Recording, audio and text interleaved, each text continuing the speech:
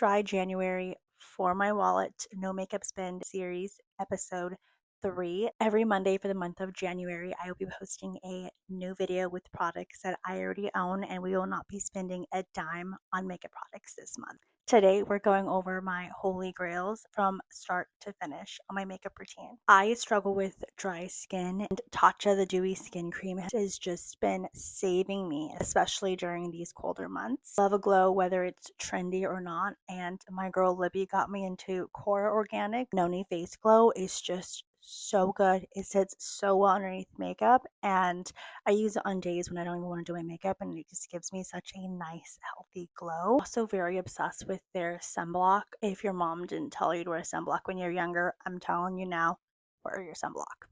I don't believe in primers, but I do believe in a good skin prep. I love going in with the Milani Clean Start Prep Step. It is so hydrating. Remember when I said there were only 2 brow products? It actually holds up my brow hairs and doesn't feel flaky or anything like that.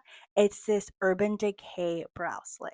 My aunt actually got me into this foundation. Since I tested this foundation out, I instantly fell in love with it. We formulated this back in 2024. It's even better than it was before. 2026, it's time to know the difference between a contour and a bronzer. This Westman Atelier contour is so good. It's considered a clean makeup in Sephora, so it's a win-win. Into bronzers, this LYS one is so good, and these 2 blushes are definitely gonna ruffle some feathers. Not sure why they received so much hate, but I love these 2 blushes. The formula is so good, and it's very forgiving. I have not stopped using this concealer since it came out. I am obsessed with how creamy this is. Love how hydrating this is. The coverage it gives, it's phenomenal. Girl loves looking bronze. Cannot decide between these 2 bronzers. Both serve a different purpose.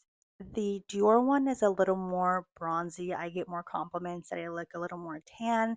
YSL one is a little more subtle, but they both have amazing formulas. They're both long wearing, and I cannot decide. I'm showing both of them to you because I don't gatekeep around here. This one was definitely an impulse purchase, but it's so versatile as eyeshadow, blush, highlights. Fortunately, this specific shade is limited edition, but you can still get the quads at the Chanel store. Tell me why this $8 lip liner works just as good or even better than some of these high-end lip liners. I love how long wearing it is. I love how plumping it is, and I just love how affordable it is. It's been my go-to shade, but this gloss that I'm putting on now is newer. So I wanted to show the lip liner because it's definitely my favorite line from Milani and my favorite shade. This wraps up my holy grails from beginning to end. Comment down below what your holy grails are, or if you're going to test out any of these new products.